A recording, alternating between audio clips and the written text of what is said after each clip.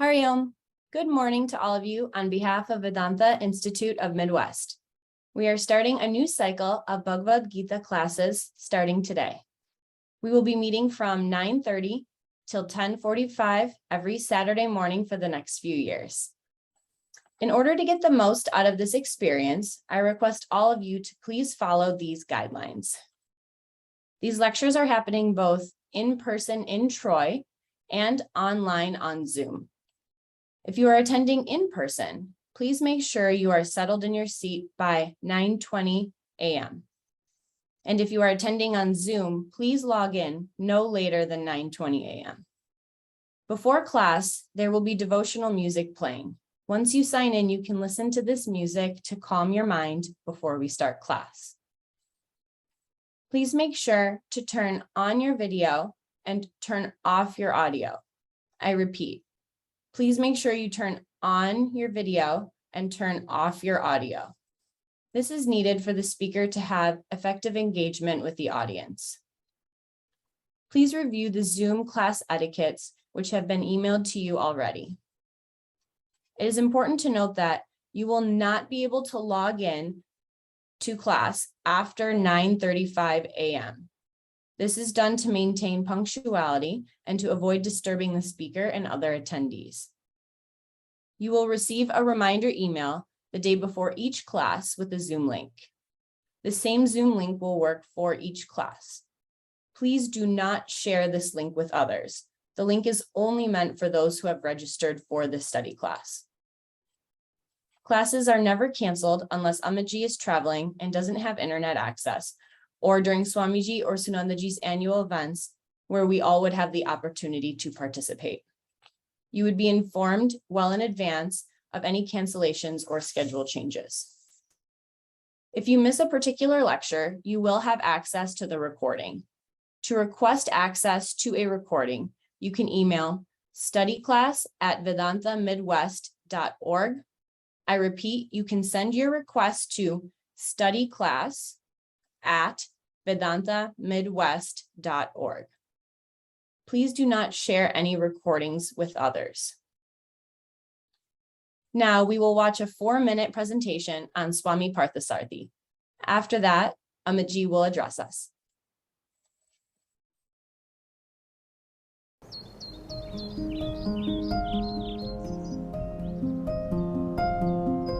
Living is an art, a technique, a skill.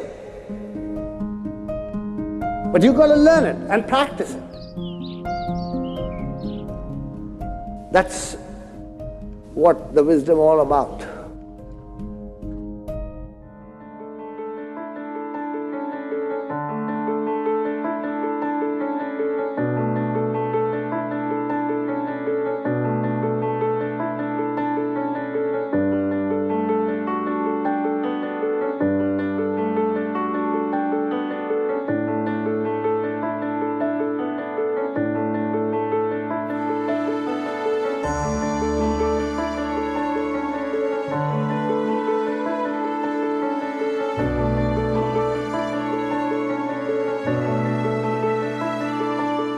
Highlights in my career is discovery of the knowledge.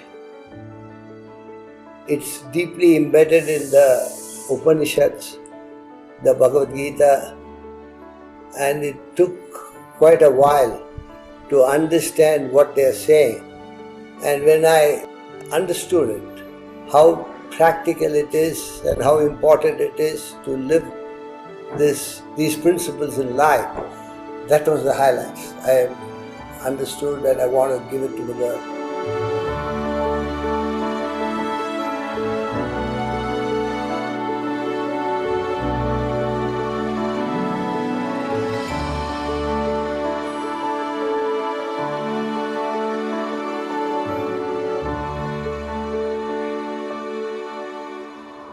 Schools and universities provide information, knowledge, which gives you intelligence.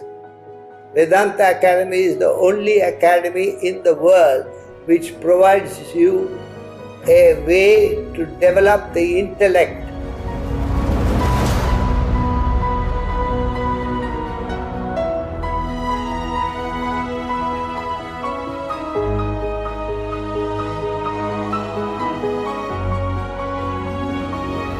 Swami Parthasarathy is one of India's best-selling authors on Vedanta, an ancient school of Indian wisdom. He says that he knows the success, or the secret to success in the life of harmony, something that we're all searching for amid the chaos of the markets. So you still play cricket, you still do yoga. Swami Parthasarathy lectures globally on disciplines. He's a mean spin bowler and even has advised the Indian cricket team. With cricket, SportsCenter has tracked him down to discover what feeds his unwavering passion.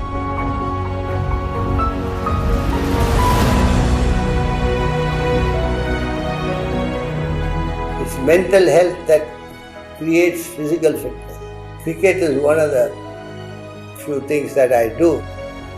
I've been doing yoga and exercises which keeps you fit. But that will not bring about mental fitness. Mental fitness is only with the intellect. Intellect controls the mind, mind controls the body.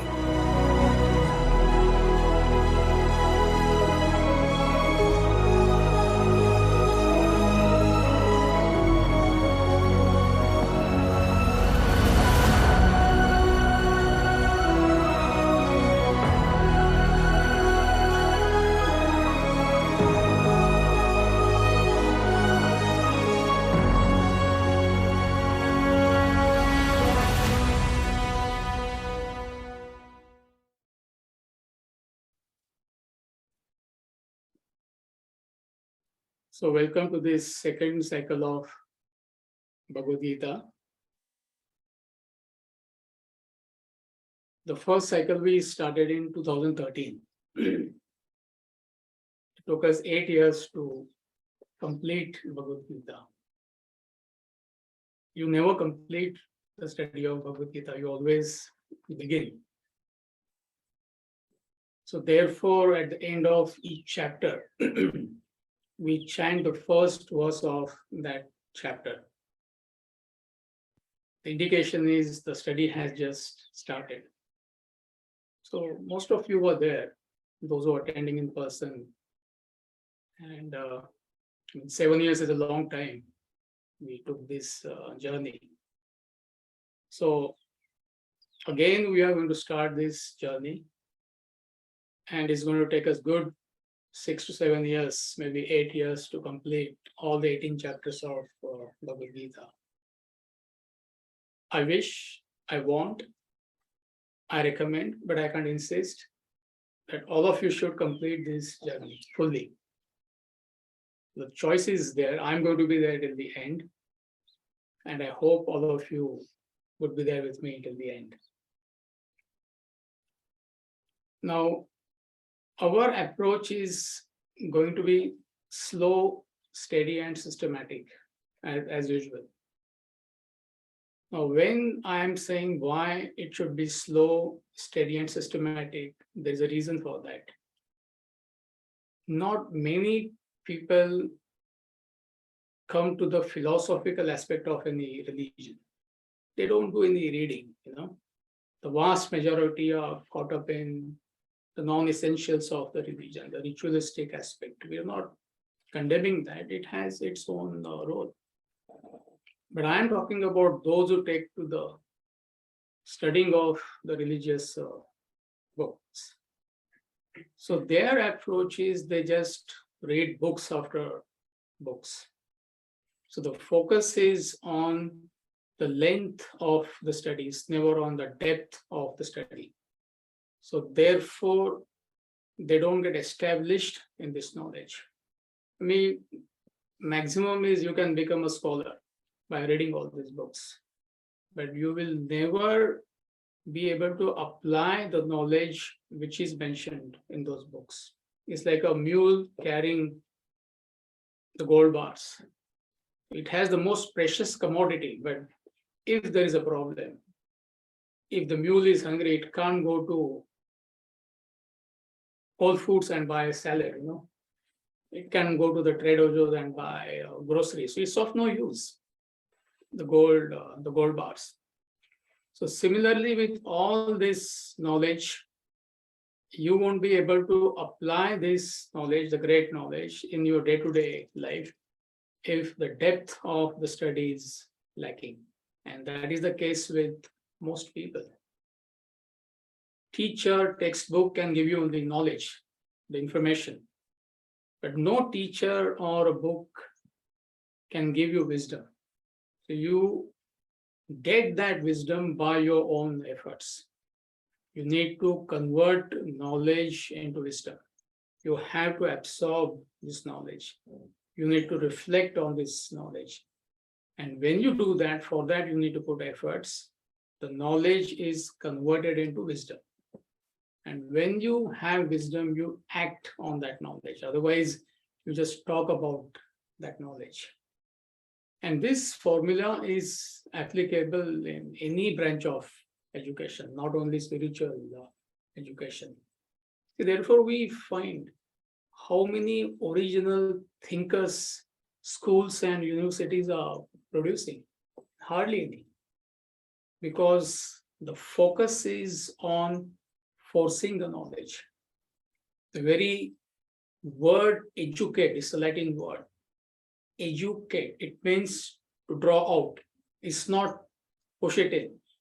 So the fundamental principle of education is it has to be drawn out.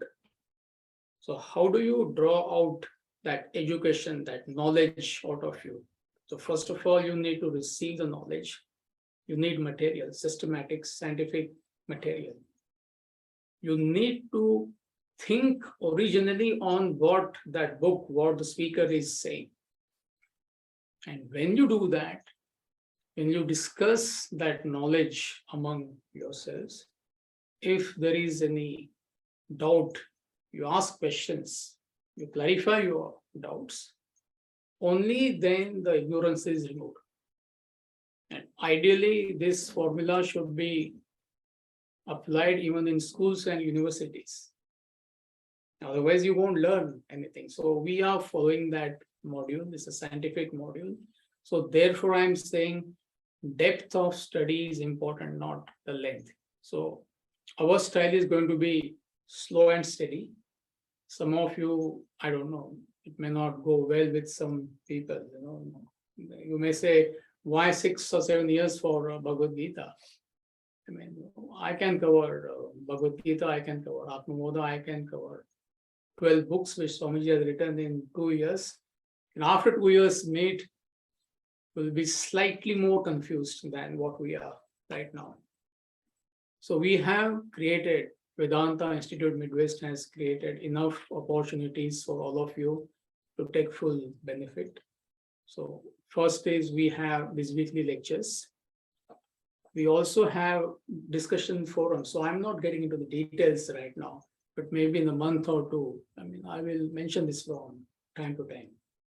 So in these discussion forums, you discuss these concepts under somebody's supervision, Then also there is an opportunity to clarify your doubts.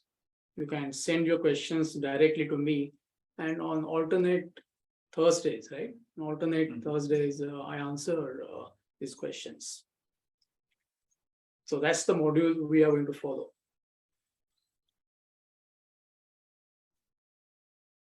Spiritual development is a subtle science.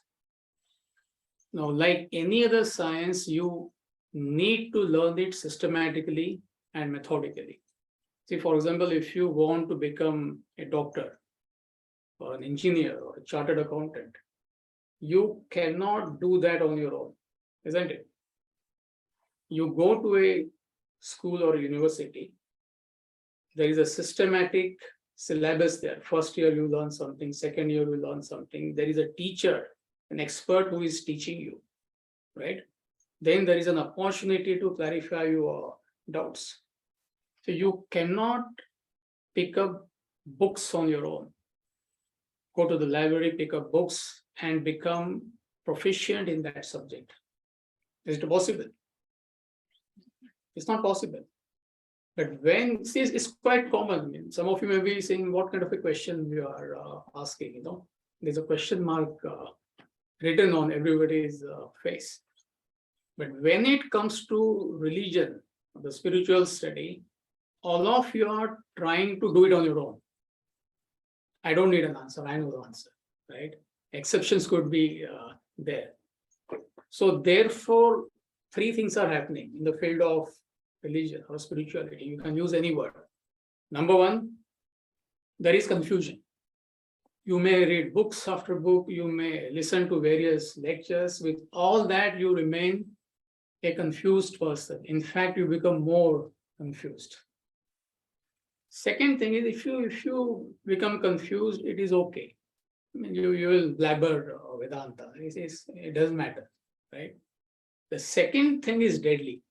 If you misunderstand this knowledge, if you misunderstand religion, we all know what is happening.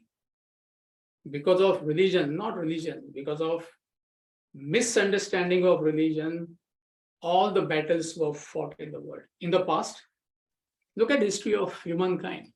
All major battles were fought because religion was misunderstood.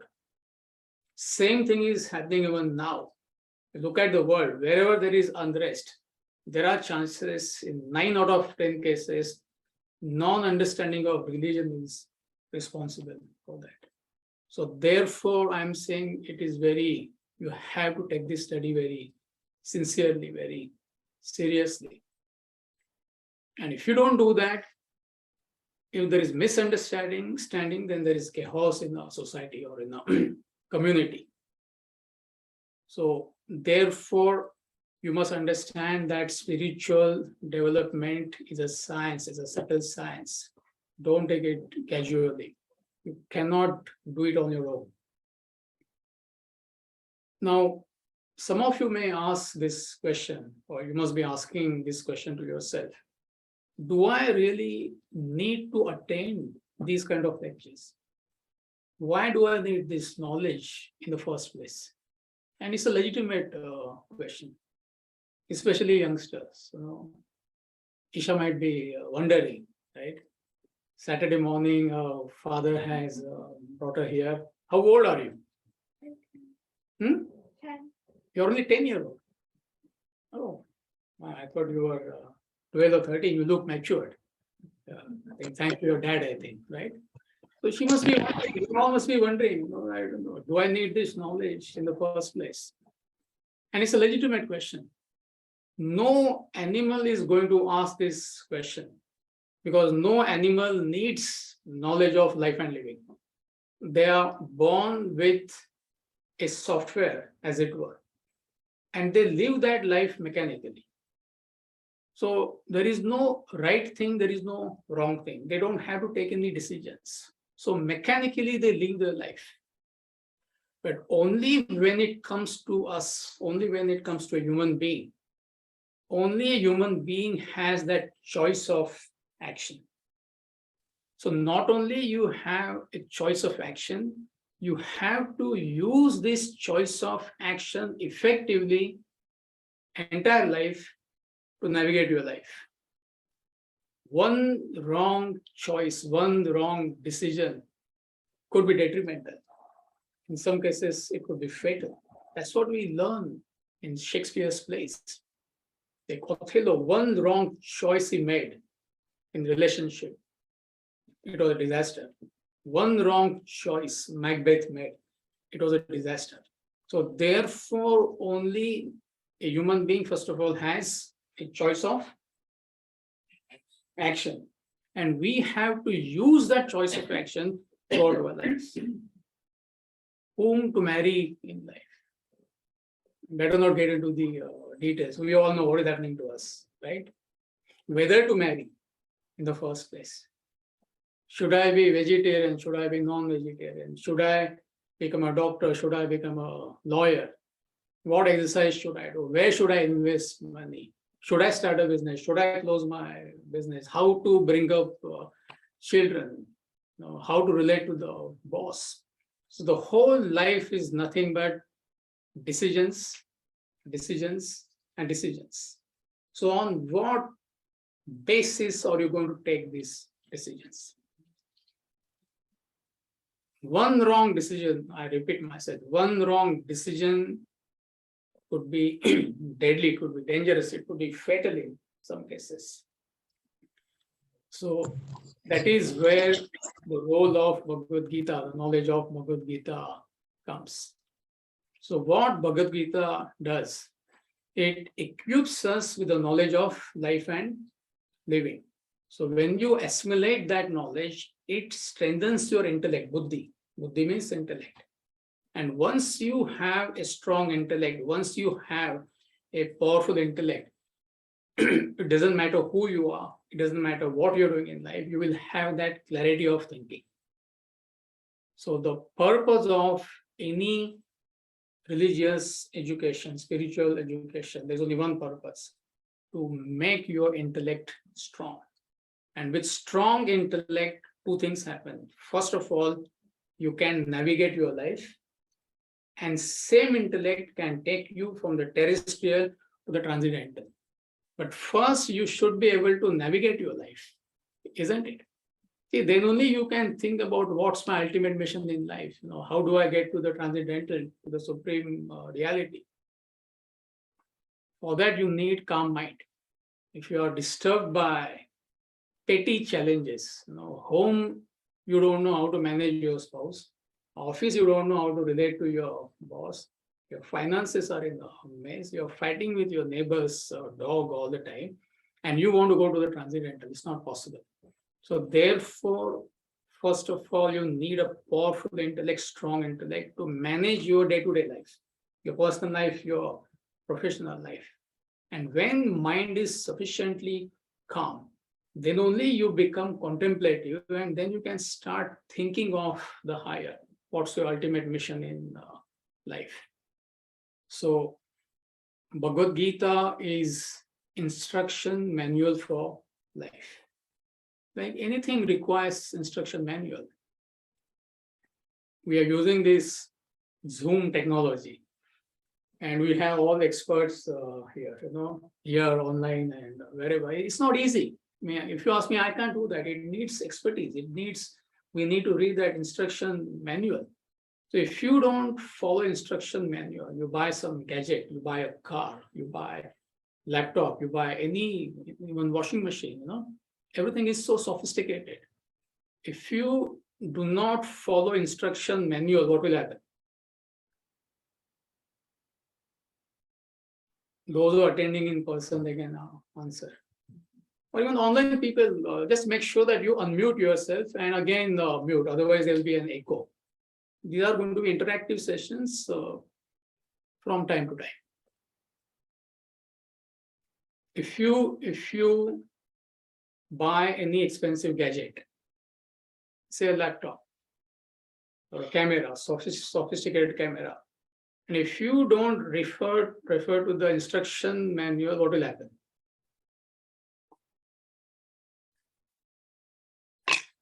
Isha, what will happen?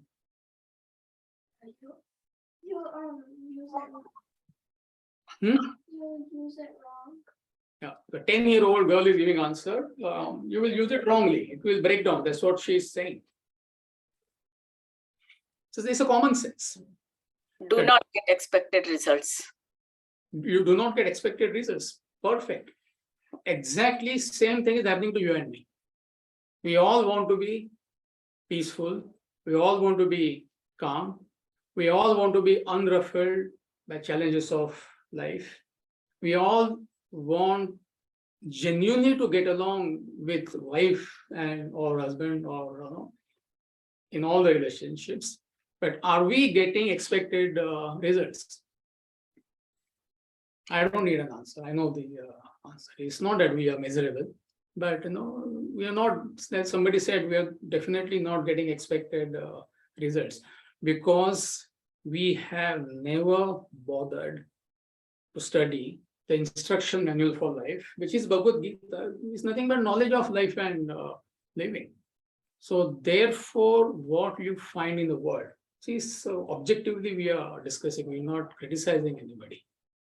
At individual level, there is stress, there is depression, there is conflict, there is disharmony, isn't it?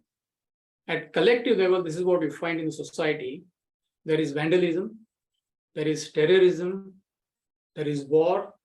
And right now, the whole world is talking about environmental damage, environment. What is environment?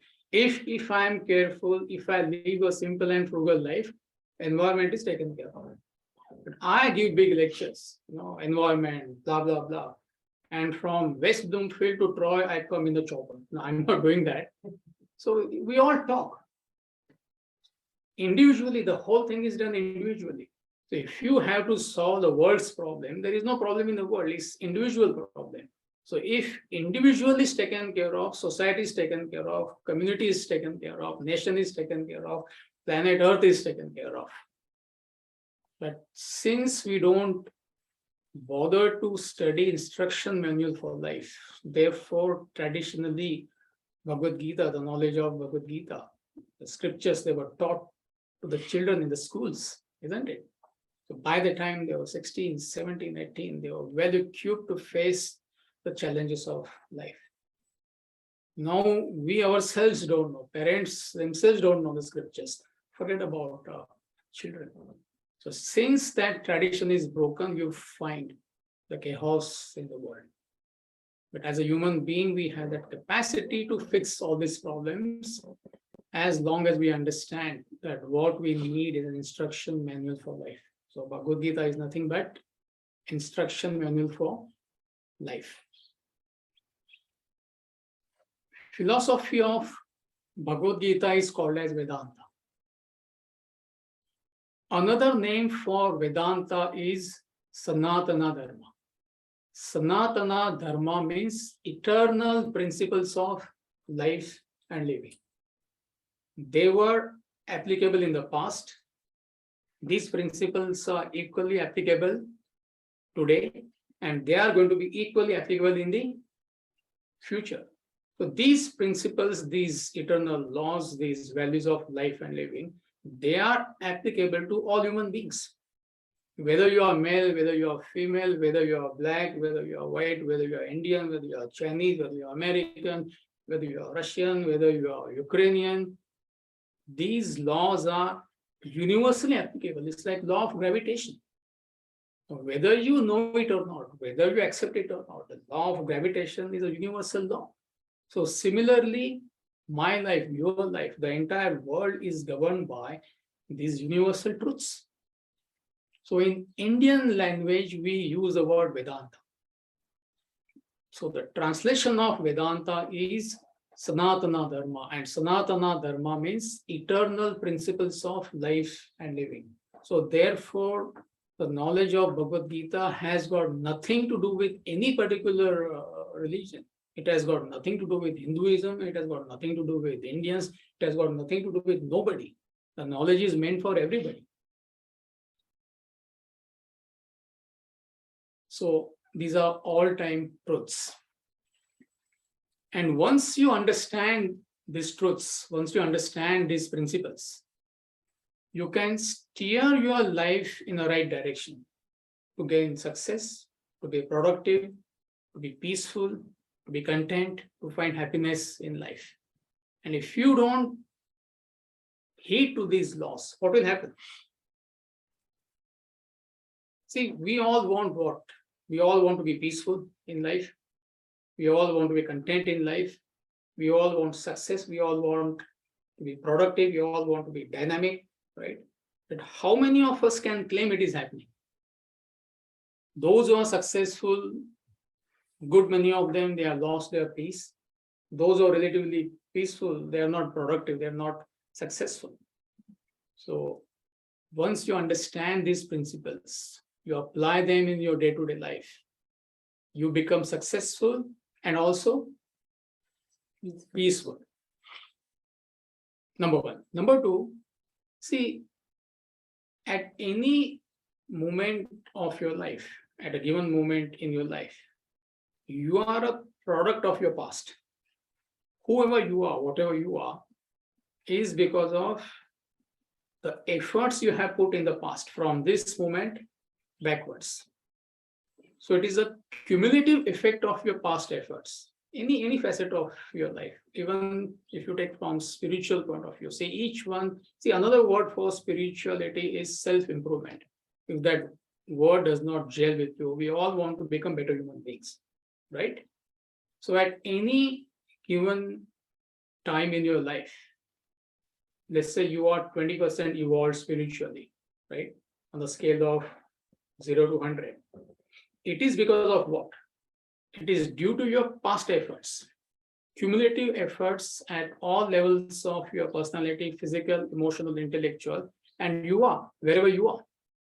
But the beauty is you can become a much better human being if you put efforts in the present. So there is no need to be disappointed. This is what I'm trying to tell you. Somebody may say, no, I am disturbed, I am agitated, there are a lot of conflicts in my life. It's okay. I mean, there is nothing wrong in accepting your present status. But definitely, Vedanta is giving that assurance that your future is in your hands, provided you put efforts. That goes without saying. Sitting here doing nothing, nothing is going to happen to you. You will continue to be the same person, either agitated or peaceful person.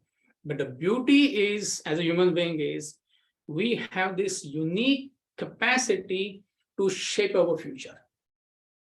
So you need to understand this principle. There is no extraneous factor controlling your life, my life.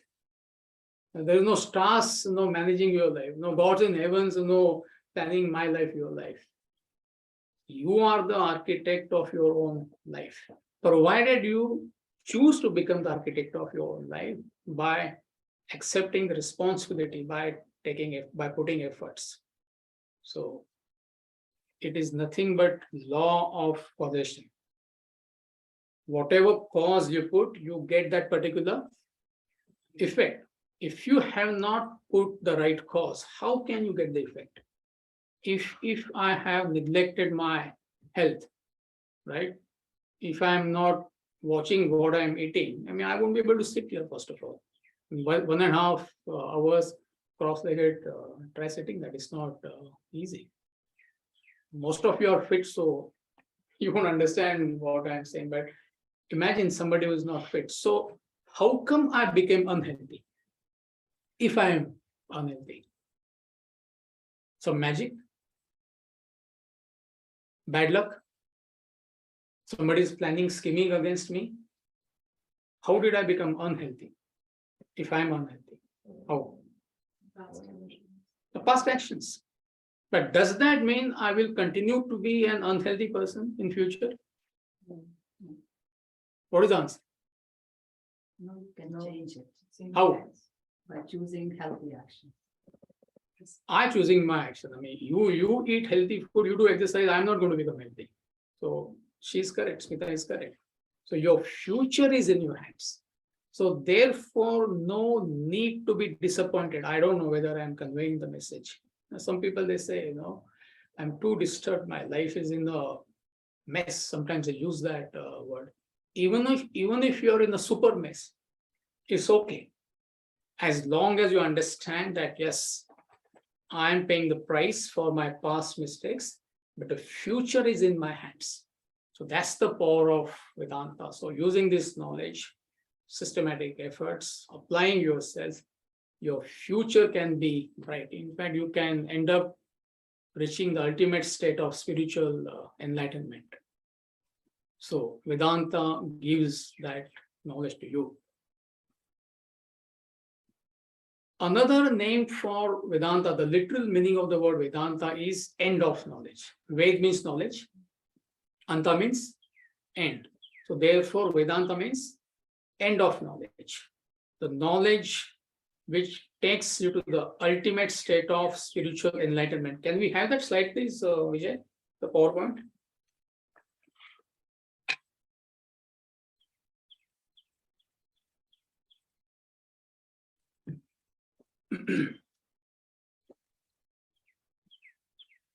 Yeah, in person people, you have to do some neck exercise.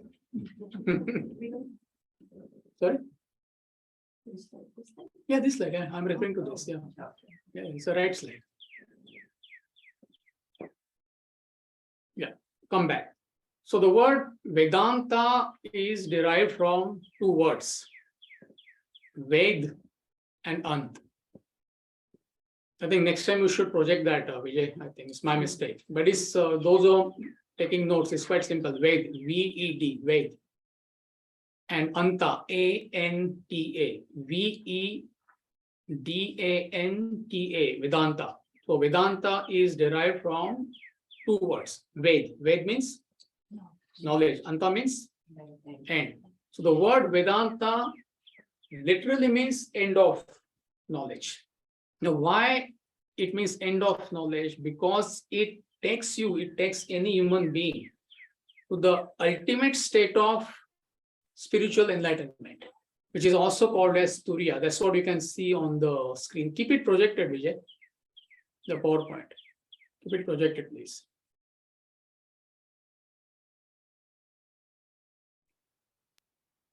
Yeah. So we all are going through three states of consciousness: waking, dream, and deep sleep. Right now, you are in the waking state, right?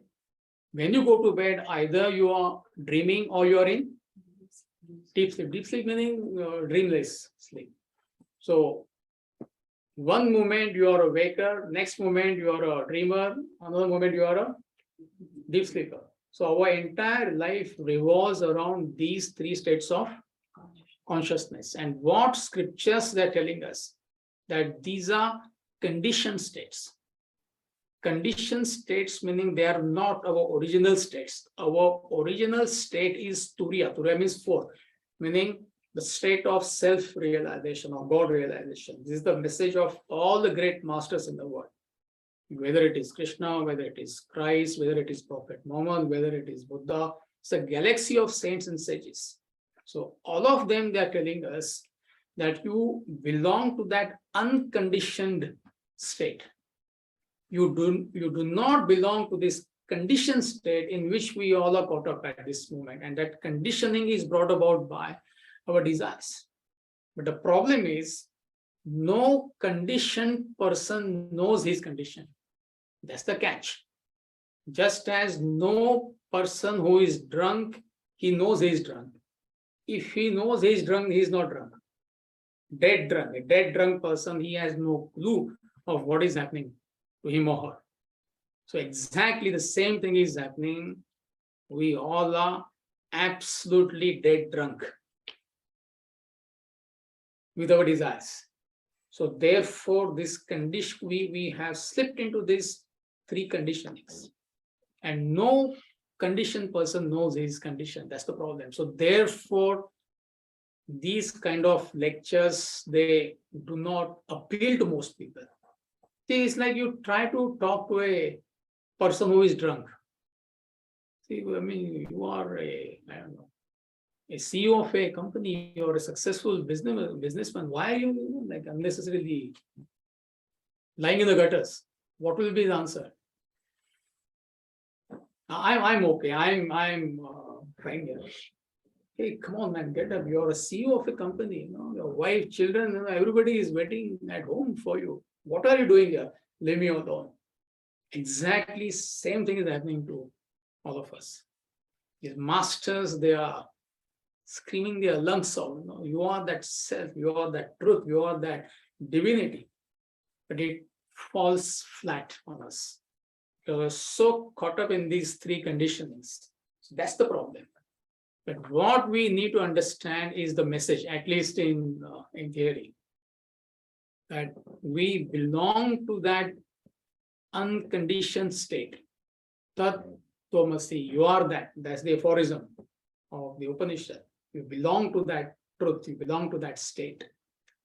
So your original nature is truth, divinity.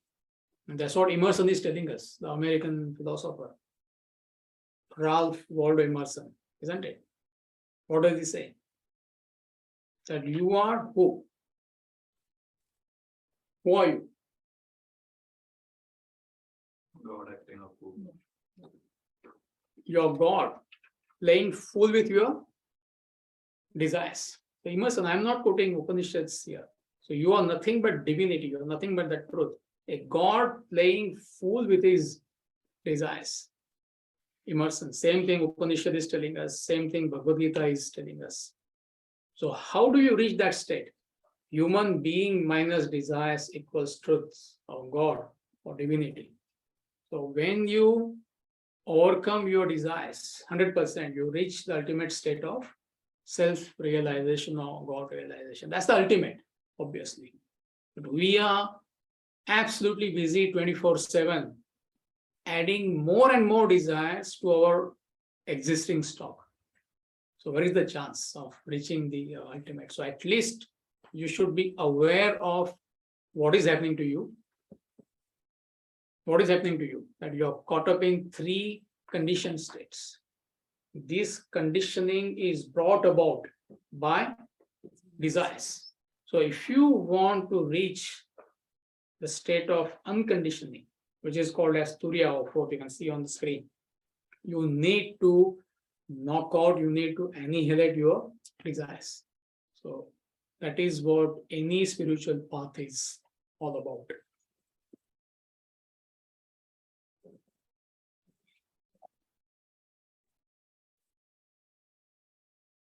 Now, what we are going to do is we are going to start our Bhagavad Gita lectures with Dhyana Slokas.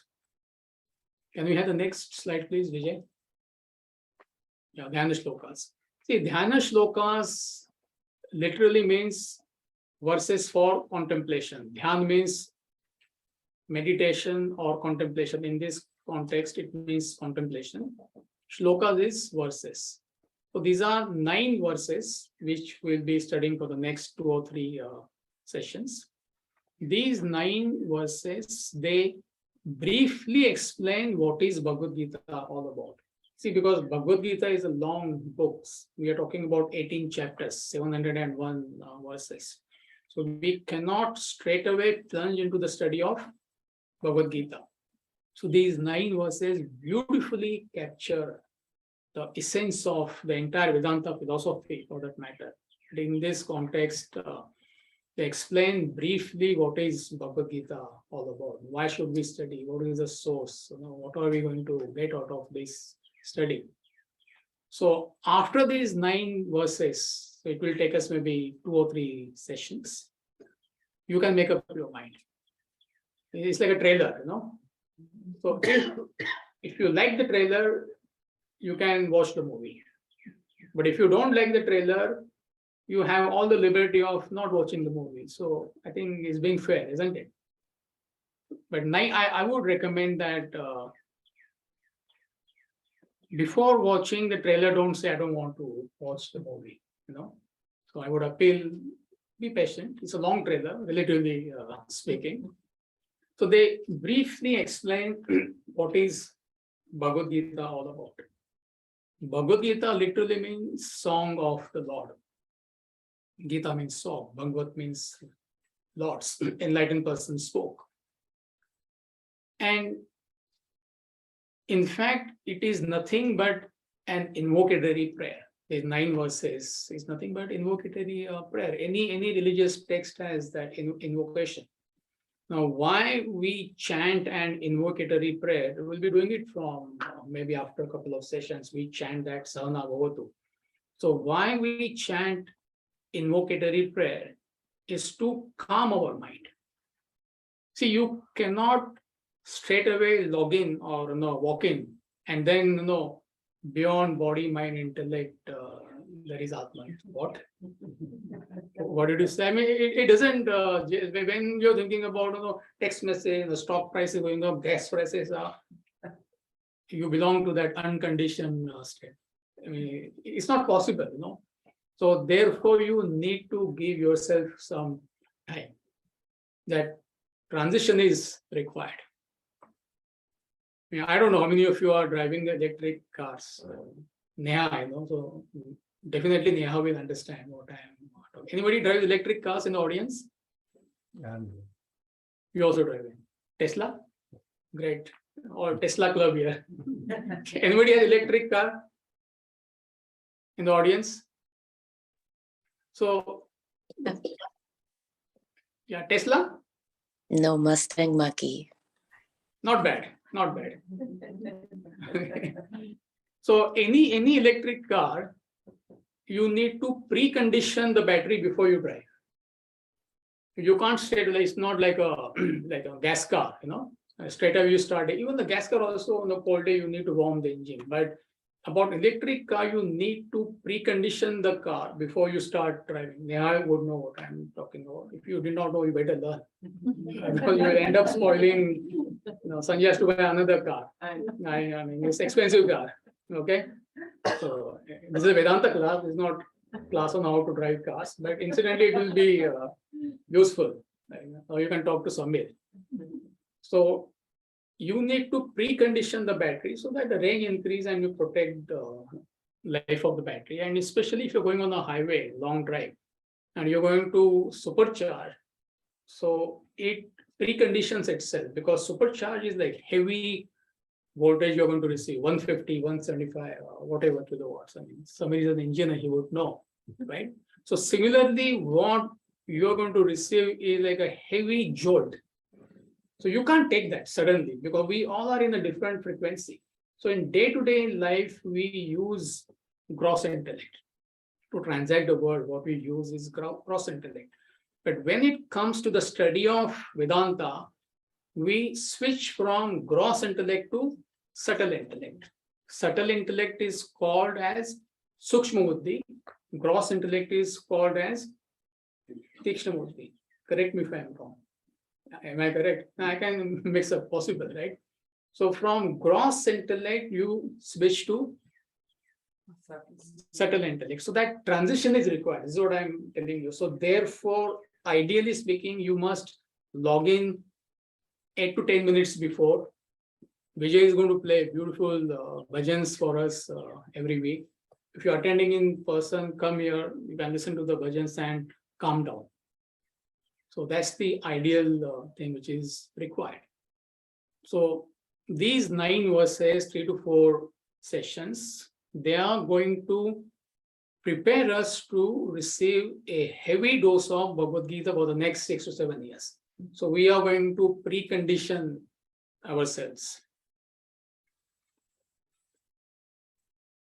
Now the thought flow of these 9 verses is something like this. In verse number 1, he talks about the book, Bhagavad Gita. So the book is explained. Verse number 2 talks about the author. Author is Vyasa. Vyasa is the author of Mahabharata and many other textbooks. So he's said to be also the author of Bhagavad Gita. Verse number 3 and 4, Guru is worshipped. He talks about the Guru. Guru is Krishna.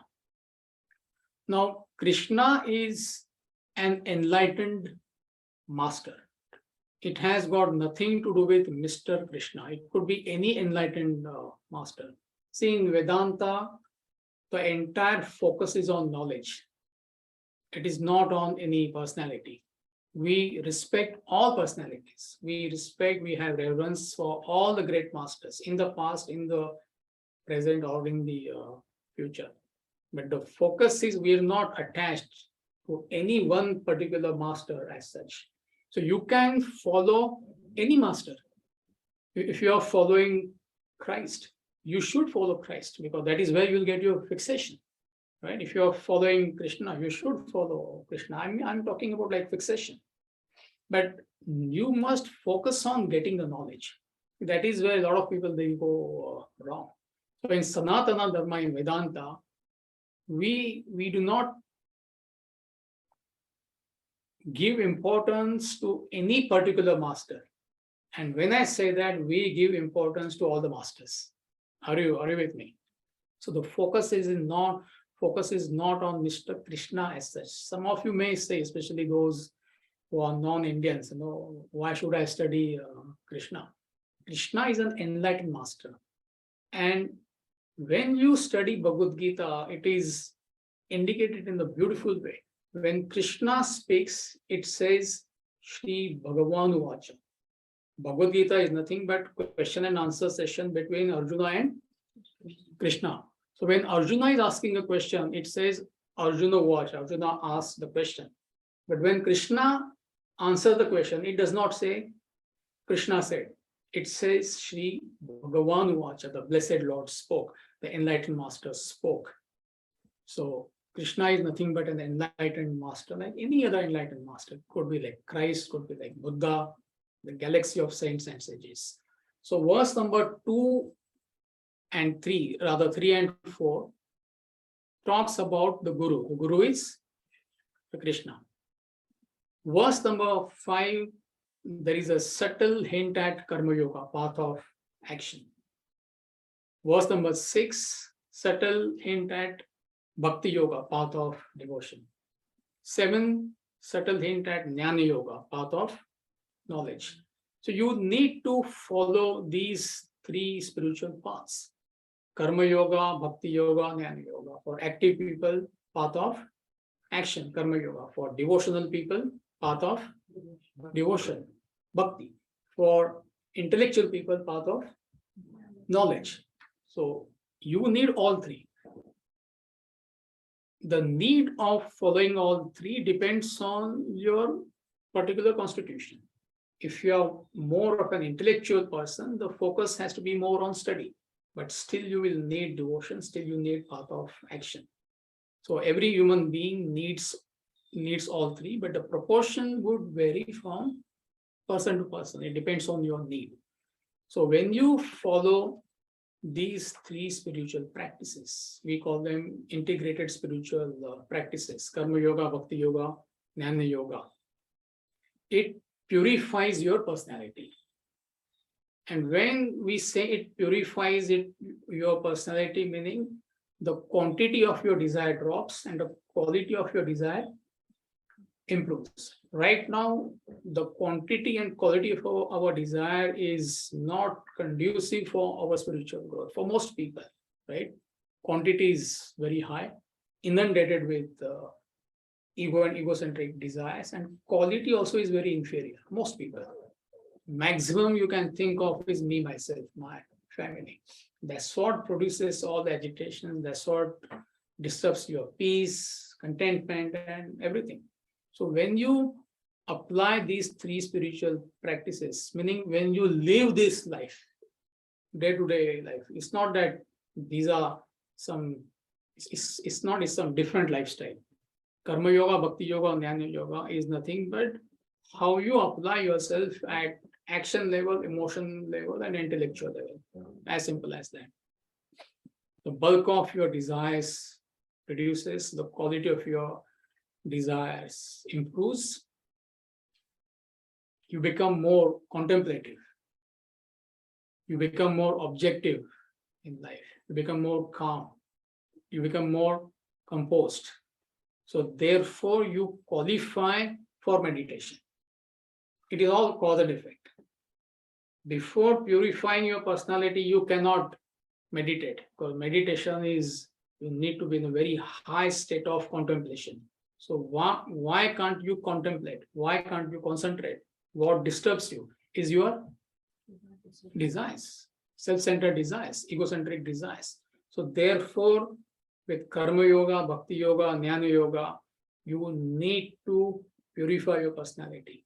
And when you purify your personality, you become dynamic, you become successful, you become productive. At the same time, you're peaceful, you're content, you're happy. So the effect of all this is you qualify for meditation. And meditation is the final gateway to the state of self-realization. The bunch of desires, the fiber of desires which are left, they are removed in a seat of meditation. And meditation plunges you into that unconditioned state of self-realization. So this is the thought flow in these 9 verses. So I repeat, verse number 1 talks about the book. Verse number 2 talks about the author. Vyasa is the author. 3 and 4 talks about who is the Guru in Bhagavad Gita. Krishna is the Guru. 5, Karma Yoga, verse number 6. Bhakti Yoga, verse number 7. And the Yoga, verse number 8 is mathematics. It should come to you now.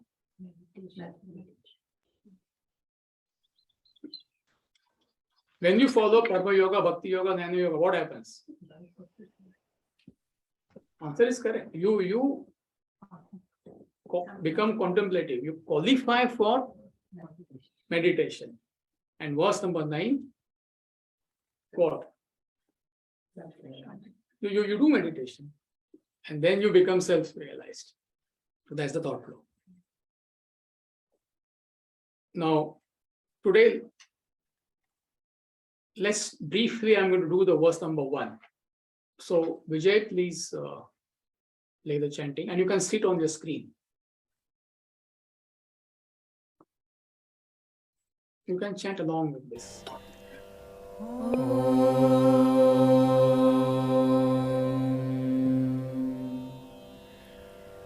Om Parthaya Pratibodhitam Bhagavata Narayanena Swayam Vyasena Grathitam Puranamunina Madhye Mahabharatam Advaitamritamarshini Bhagavati Ashtadashadhyayini Amba Tvamanusandadhami Bhagavad Gita Bhavadveshini.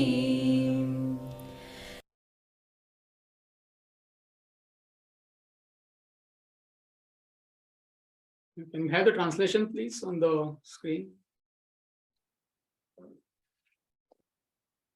So is the translation of what we chanted just now. Om. O Mother Bhagavad Gita. Amba. Amba means mother. O Mother Bhagavad Gita. Gita is called as mother, by which Partha Arjuna was enlightened by Lord Narayana himself, enlightened person, which was composed and placed in the middle of the Mahabharata by the ancient sage Vyasa, which showers the nectar of Advaita, non-duality, which is glorious, which contains 18 chapters, which is an antidote to samsara, terrestrial entanglement. I constantly meditate upon thee.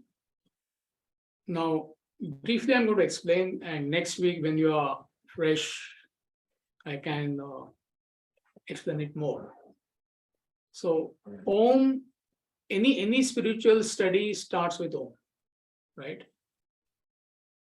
Most of the Indian houses, they have Om. A lot of people, they use that Om symbol.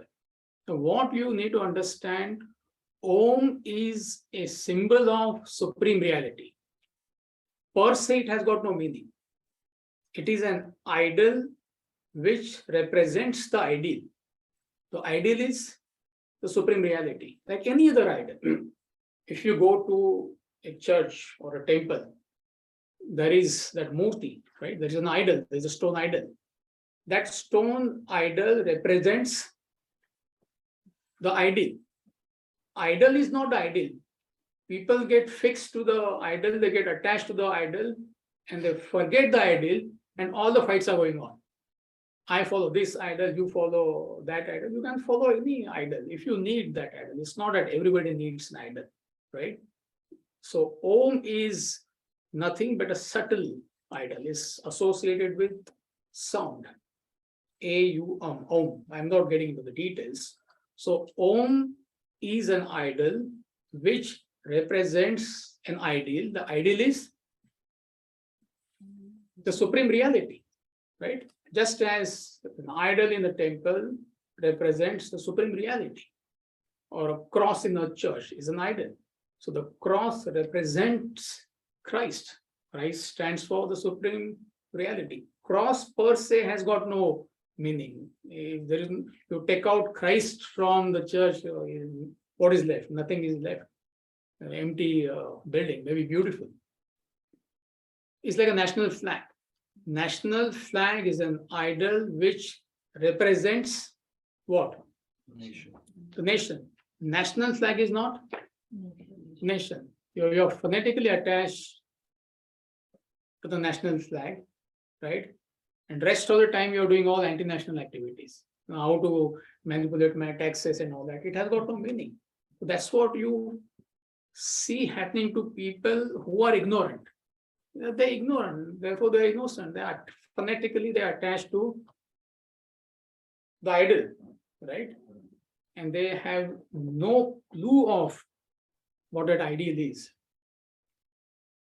Just before I came to Shruti's place, that's the place where we're having these lectures. So I came a little bit early, intentionally. So I went to the temple, I mean, it's a tradition to take a blessing. It's all symbolic, I'm not saying you should do that, but we are about to launch a long journey, 7-8 years. So you bow down to the higher. So I went from outside only, I took darshan, and while I was coming out of the temple, it has got nothing to do with temple or that particular temple. Don't misunderstand. I'm just giving you that as an example. So there is no stop sign. By somebody who's entering a temple, by mutual understanding, you either he goes or you go. So I stopped, I almost stopped. And one person came like a rocket, boom. I could not see from where it came. It was cloudy, black car, black road, and suddenly came. And perhaps I was 2 or 3 or 4 feet beyond that line, imaginary line. There is no stop line. Big mala that person is wearing, huge tikka, and in good 20-30 seconds he stopped and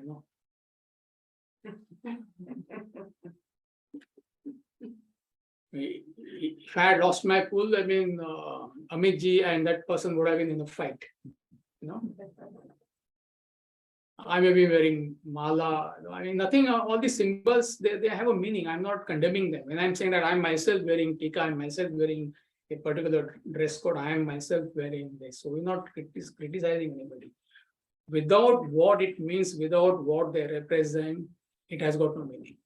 So therefore, Om is a symbol, which is perhaps necessary. The thought association, the moment you chant Om, you think of the higher. So Om is supreme reality. It represents supreme reality. And to reach that supreme reality is our only mission, or ultimate mission. After 12 years of Vedanta, you are saying that too after hesitation, Perhaps. Only. Only. It's not. Conviction is. This is the only mission in life, right? Not only your mission, every human being's mission. So Om represents that supreme reality. Ambe, O Mother Bhagavad Gita. Gita is compared to mother. Now why? I mean, you ask a lot of mothers here, they will know what I'm talking about. What is the difference between a father and a mother? It's quite obvious. I ask Shruti, you ask, there are 7 or 8 mothers here, and on screen, I don't know. Sorry? And grandmothers, yes. And grandmothers also, yeah. So mother is, why Bhagavad Gita is compared to a mother? Because of 2 main qualities. Mother is very patient, right? As opposed to father who is absolutely impatient, right? Most fathers are like that. The brand new father is sitting here.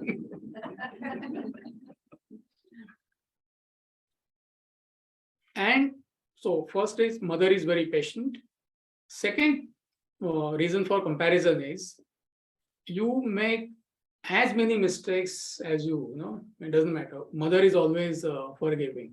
Beta, darling, come, don't worry. Father, no nonsense, you'll get a tight slap. So similarly, the scriptures are extremely patient. The Guru. And that's what you're going to see. Arjuna, the entire first chapter and the 10 verses of the second chapter, Arjuna is literally blabbering. this problem, that problem, husband problem, wife problem, neighbor problem, all the problems in the world he has. And he is blabbering in front of the master for whom the world does not exist. I mean, he's an enlightened master who is the ultimate. Patiently, Krishna is listening to him. Not even a word he says. And only when Arjuna completely surrenders to Krishna, that happens in the beginning of the second chapter, then the sermon starts. Then he gets like, whack after whack after whack to shake him up, to wake him up. So the enlightened master with all that knowledge, so patiently he's trying to understand. He genuinely he wants to help his friend, the seeker. And the second comparison to mother is, see, you don't have to worry about your past status. Whoever you are, whatever you are, even if you are the most dreaded terrorist in the world, still there is a hope. Bhagavad Gita, scriptures, they are not going to ask, are you a terrorist? Are you a CEO? Are you a man? Are you a woman? What is the color of your skin? Are you a robber? No, sir. Whoever you are. Let us assume, for argument's sake, I'm magnifying, you are the worst human being on planet Earth. Still there is hope for you. Nobody is denied this opportunity, because every human being, if he wants to bring about that change, he can change himself or herself. So you don't have to think, this knowledge is not meant for me. I'm too old, I'm too young. There is no such thing. You don't know my past, I'm a sinner. There is no sinner. You may be a sinner, but there is hope for every human being on planet Earth, provided you are willing to surrender, provided you are willing to put efforts. So therefore, that these two qualities are compared when we say Bhagavad Gita is mother, Amba. Amba means mother, by which Arjuna was enlightened by Lord Narayana himself. So I'm going to explain this next week. Meaning Krishna gave knowledge to Arjuna. Arjuna represents you and me. It's all used symbolically. Intelligent person, successful person, which we all are. But when challenge becomes personal, we all collapse. We could collapse. Sometimes even at a pet level. My neighbor's dog, beautiful dog. I know that dog since he is 2.5 months old. Some nasty person complain about that dog. How can that dog? This is the most gentlest dog I ever seen in my life. And somebody came, police came and all that. So that poor thing is totally disturbed. I'm not saying what happened is correct. So the way the challenge becomes personal, even at a level of pet, we can collapse. So forget about, So Arjuna symbolizes you and I. We all are great people. We all give beautiful advice to others. That when I'm down with cough and cold, slightest, I can collapse. It's all used symbolically. So therefore, the appeal is to get this knowledge, which was composed and placed in the middle of the Mahabharata war by the ancient sage Vyasa. So Mahabharata is a long epic, 100,000 verses, and Bhagavad Gita is part of that epic. You don't have to know all these things, but it's good to know the basics. All Indians know, but non-Indians I'm talking about, which showers the nectar of non-duality. Advaita. Advaita means dual. Advaita means non-dual. So oneness of God and all human beings. It's like saying oneness of ocean and waves. Waves are nothing but the ocean. So you and I are experiencing the pluralistic world, but actually is nothing but divinity. One homogeneous divinity, which we are not experiencing at this moment. But that's the ultimate truth, which is glorious. Bhagavati. So these 6 attributes are applicable both to Lord Krishna as well as Bhagavad Gita. Aishwaryam, Dharma, Yasha, Shri, Dhyanam, Vairagya.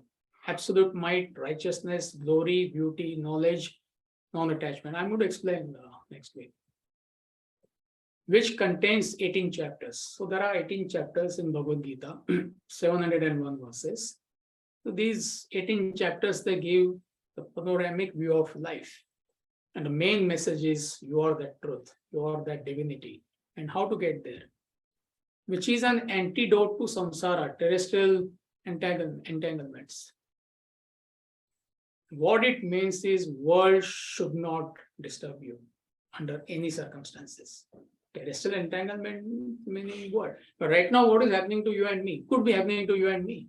Slightest temperature is not good. Amit is upset. He couldn't talk today. Why? Because temperature was not proper. So the slightest thing is upsetting us today. Could be upsetting us today. And what Vedanta is telling us, world cannot produce any mental agitation. Should not. So what is that state? The scriptures they're talking about, and where are you and me? Huge disparity. But with this knowledge, slowly, surely, but gradually, you will understand how to relate to the world. You will learn how to face challenges of life and come out victorious, successful, peaceful, content, mature, objective. That's the ultimate goal. So the problem is not where. Problem is where. That is why there are no takers for Vedanta. And you'll see right now, I can't see, Vijay will know, there are some 70, 80 people they are logged in. And the last sentence is a tragedy. So I'm digging the grave of these classes. But the truth has to be spoken. There is no problem in the external world. World is beautiful. It is divinity. World is an expression of your mind. You talk to Isha, she sees beauty everywhere. 9, 10-year-old girl. You and I know what is happening to us. Jigar comes, oh, Jigar has come. The problem is not with Jigar, the problem is with me. Samir comes, oh, Samir. Samir is innocent, he's beautiful. I am ugly. Oh, that Veera. Veera is immaculate. The stain is in me. You may blame and say how the whole world is wrong. There is no problem in the external world. Zero problem in the external world. All the problem is you correct yourself, world is corrected. That's the ultimate message here. There is nothing to be fixed externally. All the fixing is required internally. So there is a spot on your lens, the camera lens. Whatever you click, even if you go to the Great Lake Superior, like a glass, you take photo, what will happen? Oh, there's a problem in Lake Superior. Lake Superior, how can there be a problem? Therefore, it is called as Lake Superior. The problem is in your lens. So you clean that lens. Even if you take a photograph of garbage, it will be a beautiful photograph, isn't it? So the problem is not in the world. There is nothing wrong with your husband. There is nothing wrong with your wife. There is nothing wrong with your boss. There is nothing wrong with daughter-in-law. There is nothing wrong with mother-in-law. There is nothing wrong with prime minister. There is nothing wrong with stars. There is nothing wrong with nobody. Everything is wrong with who? Us. What is that us? Me. Us meaning what? I'm good. Jigar is the problem. I say us. Samir is the problem. So the focus here in the study of Vedanta is you fix yourself, you correct yourself. If all of us correct ourselves, what will happen? It is heaven. Right now, I'm trying to correct you. You are trying to correct me. Everybody is trying to correct everybody, and nobody is correcting nobody. So this is the message we learn here. So with this, I will leave you and I'll catch you when you are fresh. So next week we'll study a little bit more about verse number 1 and then we will continue. So next 3 lectures are going to be Dhyana Slokas. After that, there is going to be a small break.